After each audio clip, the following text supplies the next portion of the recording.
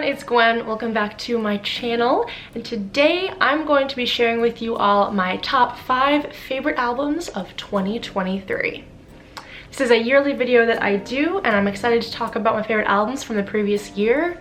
So without further ado, let's just jump right into it. I'm gonna go from 5 to 1, 1 being my absolute favorite, so I'm gonna save that for the end. At number 5, we have Losing What We Love by Knuckle Puck.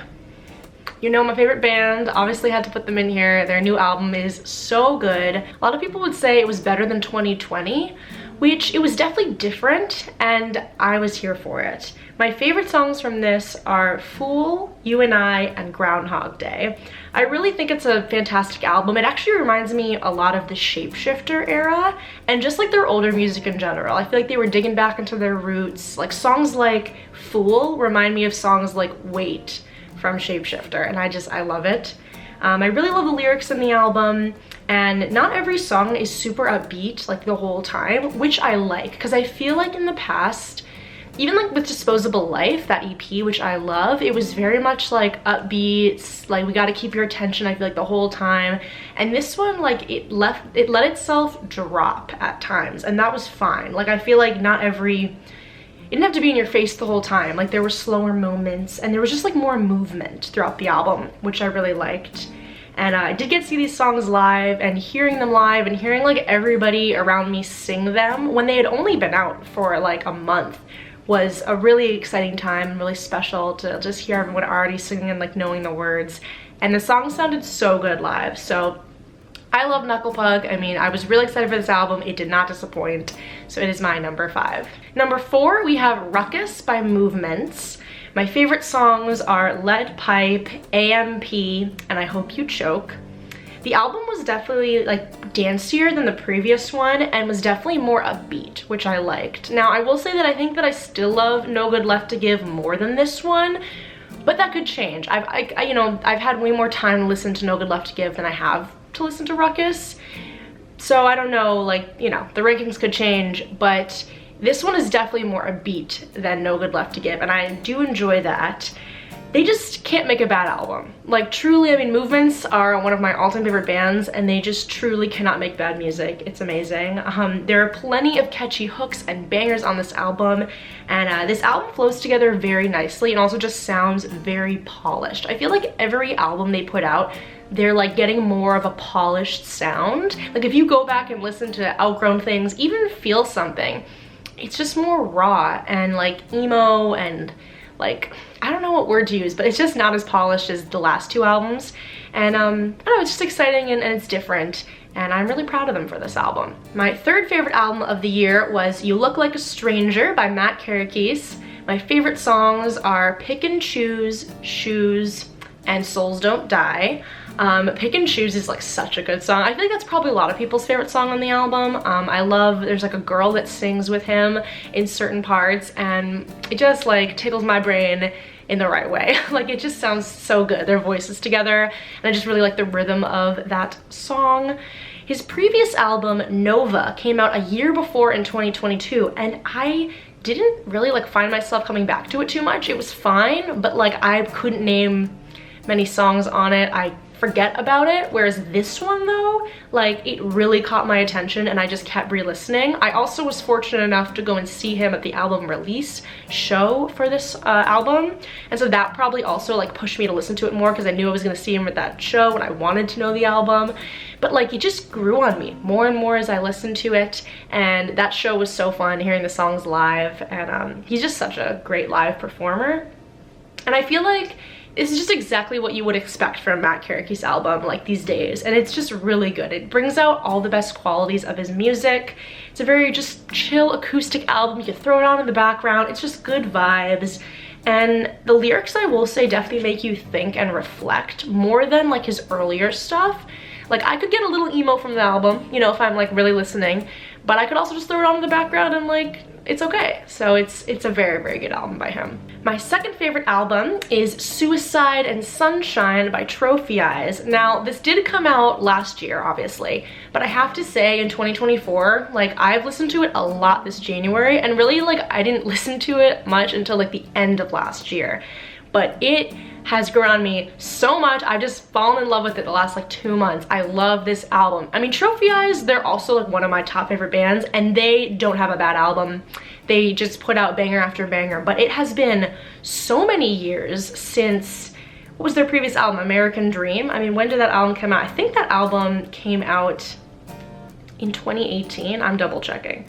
Yeah, 2018. So we haven't had an album since 2018. So it had been a long time. This album was very just, you know, long awaited, and I just like nervous about it. I liked the singles, like I liked Blue Eyed Boy, it was fun, but I was nervous about the whole album. But no, my boys came through, and it is just so good. Such bangers, been on very heavy repeat for me. My favorite songs from it are Sydney, On My Way, and Blue Eyed Boy, but like the whole album is so good, and I feel like those favorites might change just like the more I keep listening to it. There are pieces of the album that really remind me of other albums, but like especially Chemical Miracle, which is my favorite album by them. That's probably why I love this one so much. It does give me Chemical Miracle energy, and I love that. I love that so much.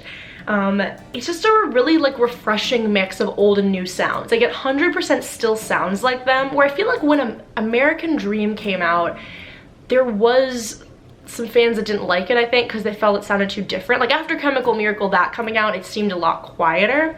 This one, like they brought back a little bit more of that raw energy from Chemical Miracle, and I missed it, and it's beautiful. And like I said, the band just cannot make a bad album. We waited so long for this one, and it was completely worth the wait.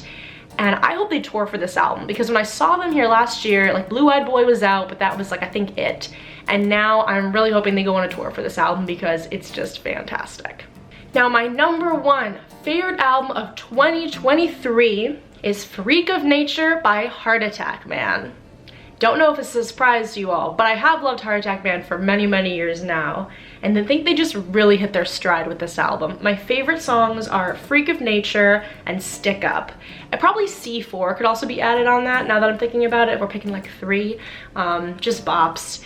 It all flows together so well, and it's just such an upbeat and dancey album. I recently saw them because they opened up for Hot Mulligan in December, and they played a lot from this album. Actually, I saw them twice this year, which was awesome. I did see them on the Freak of Nature tour, which they were calling the Freak of Nay tour. I saw them then too, but both times, like hearing songs from this album, I was just literally dancing the whole time. It's just so upbeat, dancey. It's so fun to sing along with because the rhythms are so great, and Eric is up there dancing and you just want to dance too, and it's just such a good vibe, and I just love it. I'm so proud of them for this album. I feel like they got a lot of new fans because of it, and I think, I could be wrong, but I think that this album allowed them to do their first ever headline tour, unless I'm wrong, but I feel like I have a memory of being at the show for Freak of Nature on that tour and them saying like this was their first headline show, or maybe it was their first headline show just in Chicago, but either way, like they totally deserve it, and the songs were just so fun to sing. They're so catchy, and I was just very impressed by them for this release. I mean, prior to this, like the EP Thoughts and Prayers was amazing, slapped. They were going in the right direction for sure, and then they dropped this, and I was like, the boys have found it. And I loved Fake Blood. I thought that was a great, like, solid album. I still love that album, but this one just has like a little bit more. I don't know, it's just fantastic, and it's so fun and dancey, and there's so many great hooks, and I just truly cannot be prouder of them for this, and it's given them a lot of great recognition and new fans, like I said. And if you haven't checked it out, please listen to it. You probably know like a few of the songs just because they have such catchy hooks and things, but the whole thing is just, it's a masterpiece. It's great, it's so fun, so please check it out if you haven't. I will say just quickly 2 honorable mentions that I want to say would have to be So Much for Stardust by Fall Out Boy, because I learned a lot of this album this year because I went and saw them on the So Much for Stardust tour, which was really fun. And then I would also say another honorable mention would be The Jaws of Life by Pierce the Veil, which was also another very, very highly, you know, awaited album. Like they hadn't released something either in so many years. And I finally got to see them live in 2023. It was a dream come true, and it was for that album, so I learned the album, and it was very, very good. So just want to really quickly mention those 2 because they were some of my honorable mentions for 2023. But there you guys go. Those are my top 5 favorite albums of 2023. It was a really fun year for music. It's funny because by the end, like, I was getting a little nervous at the end of the year, just being like, crap, like, what have I been listening to this year? I feel like I haven't been listening to a lot of releases from 2023. What came out this year? Like, I was kind of panicking. But then I started to look through like all the albums that came out this year, and I was like, wait, hold on, banger, wait, banger, banger. Like, I just forgot about it. I don't know. I didn't think that last year was like a good year for music, but then looking back, I was like, no, wait, there was some banger albums. So I'm very excited for 2024. Neck Deep's new album just came out, and I'm already loving that. So I feel like that's just setting a good tone for the rest of the year, and I'm very excited to see who else releases some things this year. People keep talking about Halsey releasing a new album, and I feel like she's kind of hinted at it, but that would be a dream. So I'm really hoping some new Halsey comes into our lives, and who knows what else. I don't know. Do you guys have any predictions of new music for the year you think is gonna come out? Let me know in the comments. More importantly, comment down below your top favorite albums of the year, because if I haven't listened to them, I definitely will, and I'm curious. But other than that, I really hope you guys enjoyed this video. Be sure to give it a thumbs up if you did, subscribe if you haven't already, and other than that, I'll see you all next time. Bye!